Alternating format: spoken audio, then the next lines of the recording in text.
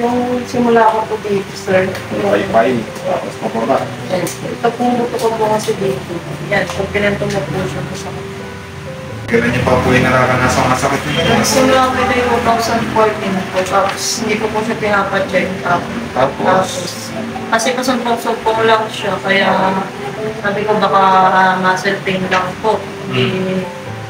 Nitong 2023 po, hindi na po siya naalis na sakit. Pag binuhat ko po siya ng isang tawag po, nagkakabang sakit po siya. makawalan ba ng lakas? Kasi yan, maganda po, may sakit na po. Hihinagan ka niyo lang. Opo, kahit konting galaw ko lang siya, masakit.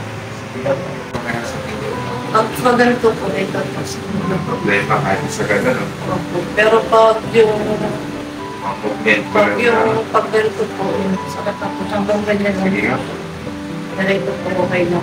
Ito, normally, sa ganda ng abot, ito nga po, gawin mo rin yan. Ito po, hanggang ganyan lang. Hindi mo kayang abutin itong balikan. Hindi na po, sakit na po siya. Sa nang abot.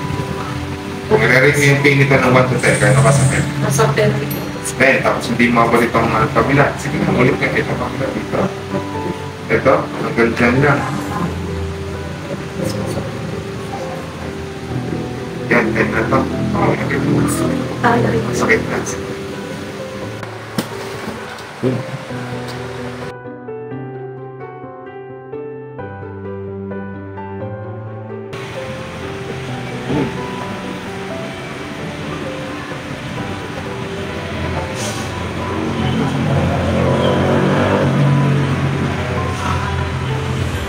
Nagawa mo ba yan kanina? Hindi. Kaya mo bang sagad? Abot mo na. Sobrang sakit ba nito? Hindi na po. Sabi mo po kanina, number 10 na yung nakaganito ka pa lang. Ngayon, kaya mo na siyang i-bend. Tolerable na pain. Gano'n kasakit yan ngayon? Kaya po, 3. Okay.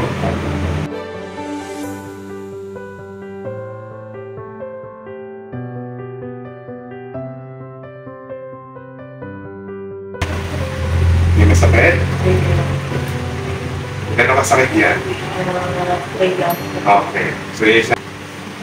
Sige. Kanina pa, nagagawa mo yan? Hindi. Hindi. Gano'n katagal mo lang yung gagawa na pagkapas nito? Matagal mo. Meron naman po siyang pain konti lang. Pero tolerable na, hindi tulad kanina ng 10 na agad. Ganun ko lang. Yun. Okay? Kamusta po ang iyong pakiramdam? Okay lang. Hindi ko naman po naibig.